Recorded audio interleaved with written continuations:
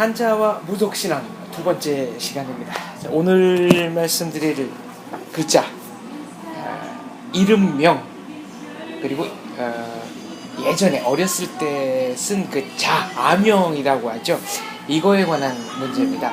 그 전에 갑골문에 대해서 뭔가 좀 학술적인 배경을 한 말씀 더 드리고 싶습니다.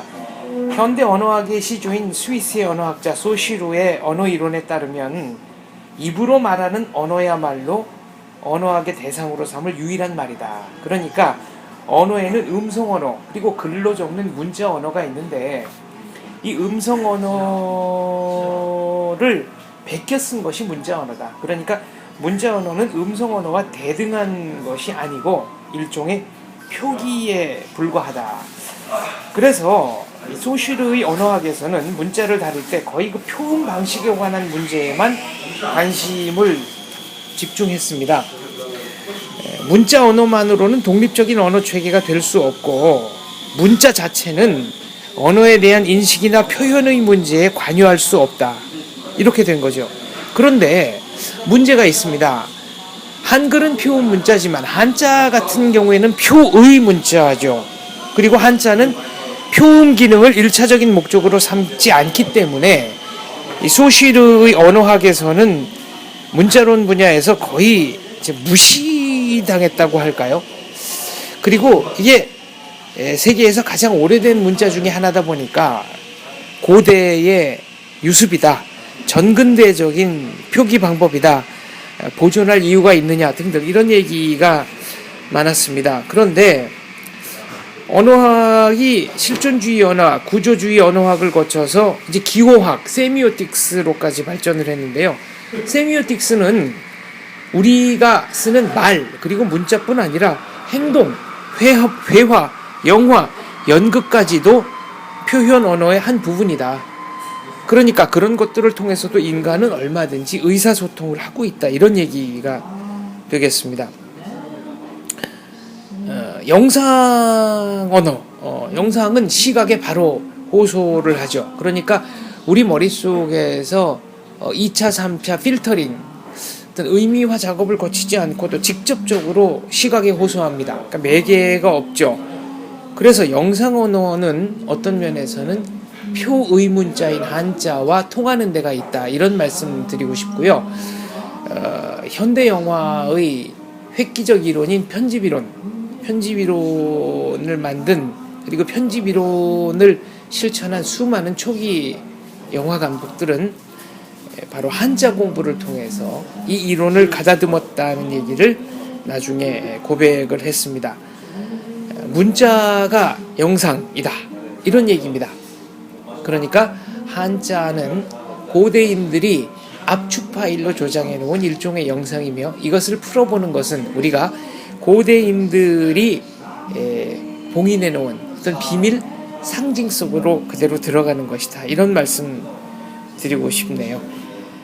그렇게 따지면 소시루가 중요하게 여긴 말, 이 말 또한 개념의 영상이다. 이런 말씀을 드리고 싶습니다. 시라카와 시즈카 선생은 한자가 영상체로서 지니는 기록성 속에는 문자가 만들어진 초창기부터 이미 만들어진 개념의 세계가 시가 형상으로 정착되어 있다라고 얘기를 합니다. 그러니까 한자 그리고 한자의 원류인 갑골문을 분석을 해보는 것은 따라서 고대인들의 사유체계 속으로 우리가 들어가는 일이 되겠습니다. 오늘 제가 말씀드린 글자 이름명입니다. 이름명인데요. 자, 과거에는 요 위가 전역석이고요. 전역석이고 밑에가 입구니까 전역의 입으로 이름을 말한다라고 했습니다. 그런데 전역의 이름을 말하는 게 이름과 어떤 연관이 있는 건지, 네, 요것은 갑골문을 보자면 이것이 전역석과는 관계가 없는 글자라는 것을 알게 됩니다. 그러니까 갑골문의 여러 형태가 직선화 과정을 거치면서 이렇게 이런 식으로 통합이 된 거고요. 갑골문에서 요 이름 명자의 윗부분은요 전역이 아니라 고깃 덩어리입니다. 보다 정확히 말씀드리면 제사를 지낼 때 쓰는 고깃 덩어리입니다. 네. 제사를 지낼 때 쓰는 고깃 덩어리고요. 요 밑에 충문 그릇이 있습니다. 신에게 아뢰는 말을 적어놓은 충문 그릇이죠. 그러니까 제사 지내는 고기를 놓고 이거는 고기를 놓고 충문 그릇을 놓고 의례 제사를 지낸다는 뜻입니다. 이게 어떤 의미가 있느냐? 자, 이름. 과거에는 어린아이들이 쓰는 이름을 자라고 했고요. 성인이 되면 쓰는 이름을 명이라고 했습니다. 그리고 사회생활을 할 때 동료나 스승이 붙여주는 이름이 아호가 되겠죠. 그리고 죽은 다음에 훌륭한 인물 같으면 이제 조정에서 시호를 내려줍니다. 충무공의 이순신, 네, 요 충무가 바로 시호인 거고요. 순시는 명입니다. 아마 어렸을 때 쓰던 이름은 따로 있었겠죠. 자입니다. 요 위에 집가, 요거는 사당입니다. 사당이고요. 사당에서 어린아이, 갓 태어난 어린아이가 있습니다. 그러니까 조상들이 거주하는 신의 공간, 신이 거주하는 공간인 사당에 가서 우리 가문에 새로운 아이가 태어났습니다 하고 아뢰는 의식을 하는 것이죠. 이것이 바로 자입니다. 어린아이의 이름입니다. 100일이나 돌이 지나서 이제 이 아이가 더 이상 어린 시절에, 그러니까 비명 행사하지 않고 이제 정상적으로 클 수 있겠다. 그럴 때 주는 이름이 바로 이름이 되겠습니다. 그러면 왜 이렇게 사당에 가서 어린아이를 데리고 제사를 지냈느냐? 고대 중국에서는 사람들의 이름을 정하는 것은 성인이고 가족 가운데 아들의 이름을 정하는 것은 조상의 신령이다라고 여겼습니다. 성차별적인 요소가 있습니다. 여기서 즉 어렸을 때 이름을 받을 수 있는 것은 오직 아들만 해당하는 얘기죠. 그러니까 우리 조상 가문에 편입했다라고 하는 의례를 거쳐서 이제 자를 받는 겁니다. 이렇게 이름을 가짐으로써 이 아이는 비로소 하나의 인격권을 확립하는 존재가 됩니다. 그럼 이제 명이라는 것은 뭐냐? 실학가와 시집가 선생의 견해를 한번 빌려보겠습니다. 모든 사물은 이름을 지녀야 비로소 구체적인 존재가 된다. 존재의 세계를 존재의 세계로 정렬시키는 일은 언어 체계가 성립함으로써 비로소 가능했고 동시에 문자 체계가 성립함으로써 완성이 됐다. 고대 오리엔트 신학에는 사물의 이름을 정한 것은 신의 말씀이었는데요. 고대 중국에서는 그런 유일신 신앙이 없었습니다.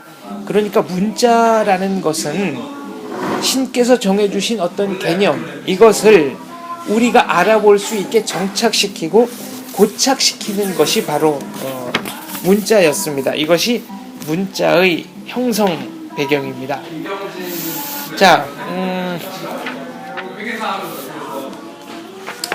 다시 이 글자로 들어가 보면요. 지붕이 드리워진 요 글자, 요 지붕은 고대 문자에서는 모두 묘옥, 그러니까 선조의 사당을 뜻합니다. 그 속에 어린아이를 그려둔 것은 시조권의 자신이 처음으로 조상신령을 아련하는 일을 말하는 겁니다. 그러니까 시조권은 자식을 낳게 되면 조상신령에게 보고하고 얘를 기를까요 말까요 승인을 받는 거죠. 그 승인을 받는 절차가 바로 자입니다. 그래서 어릴 때 붙인 이름, 이것이 이제 소자 혹은 아명이라고 하지요. 그래서 요 글자에는 나중에 기른다라는 뜻이 부가가 됩니다. 자, 명. 제가 그 윗부분은 제사 지내는 고기, 제육이라고 말씀을 드렸는데요. 이제 아이를 길러서 신생아를 길러서 그 아이가 일정한 연령에 달하면 시조본으로서 이름을 부여하고 조상 신령에게 보고하는 겁니다. 말하자면 정식 가입 절차를 마치는 거죠. 이름 짓는데도 여러 가지 규범이 있습니다. 조상 신령으로부터 승인을 받아야 되죠. 그 의례를 표시한 글자가 바로 명입니다. 나중에 돌림자, 음양오행설에 따라서 토생금, 금생수, 수생목, 목생화, 화생토. 그러니까 돌림자 이름 세 글자 중에 윗대는 안쪽, 그 다음 때는 바깥쪽, 다시 이렇게 돌아가고 이 5개를 가지고 순환하는 것은 후대에 나온 얘기지만 고대에서도 이름, 이것은 굉장히 중요했습니다. 이 이름, 명은 인격의 실체와 분리될 수 없다고 여겼습니다. 그래서 실제 이름은 남에게 알리지 않았습니다. 실제 이름을 경원을 했던 거죠. 그러니까 고대 일본에서 여자들도 이름을 가졌는데 여자가 이름을 남에게 알려주는 것은 상대방에게 자신을 허락할 때뿐이었습니다. 이름을 실체 자체라고 생각했던 것이죠. 그러니까 이름이라는 것은 족보에나 올라가는 것이지 실생활에 쓰였던 것은 아니다. 이런 말씀을 드리고 싶습니다. 또 임금님의 그 성함, 정조이산 뭐 이런 텔레비전 드라마도 있었습니다만은 요건 물론 후대 얘기죠. 조선시대 그리고 그 이전 시대에도 임금님의 이름에 쓰인 글자는 공식 문서에 쓰일 수 없었습니다. 이거를 기휘, 피한다 라고 했는데요. 따라서 임금님의 이름은 그리고 대군들의 이름은 일상생활에서 거의 쓰이지 않는 아주 드문 글자, 벽자를 가지고 이름을 지었습니다. 예컨대 임금님 이름이 한일자였다. 그러면 그 글자를 쓸 수 없기 때문에 일상생활이 마비가 되는 거죠. 그런 뜻에서 역대 중국이나 조선 그리고 고려 임금의 본명은 평소에는 거의 쓰이지 않는 그런 글자라고 보시면 되겠습니다. 시라카와 시즈카 선생이 이렇게 말씀을 해놓으셨네요.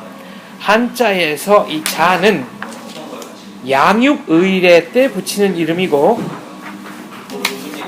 명은 시족 집단에 가입하는 의례 때 붙이는 이름이다.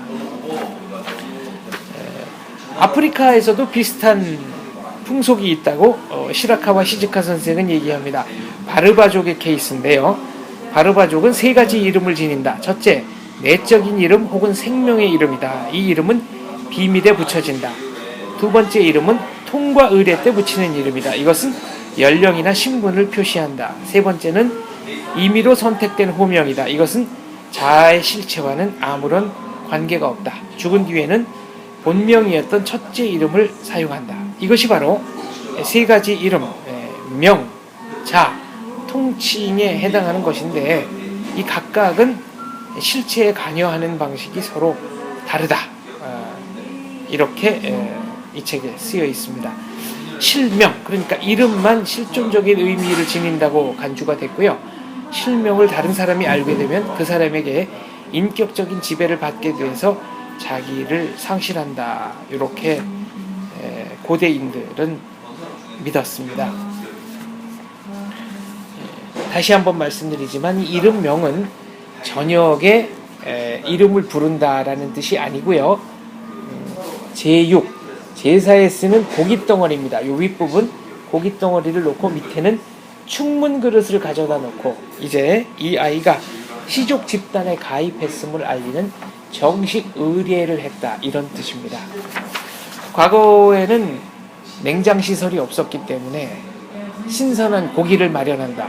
사냥을 통해서 짐승을 잡고 그 짐승을 손질해서 싱싱한 고기를 마련하고 그 고기를 요리해서 어떤 제사를 지내는 것. 이것은 굉장히 중요한 의례였습니다. 고기를 가지고 여러 가지 제사를 지내는 의식은 전쟁 전에도 그리고 큰일을 할 때도 끊임없이 이어진 일이 되겠습니다. 각불문으로 보면 우리의 상식을 뛰어넘는, 그러니까 얼핏 보기와는 다른 진실이 그 글자에 숨겨져 있는 경우가 많습니다. 오늘은 이름에 대해서 알아봤습니다. 감사합니다.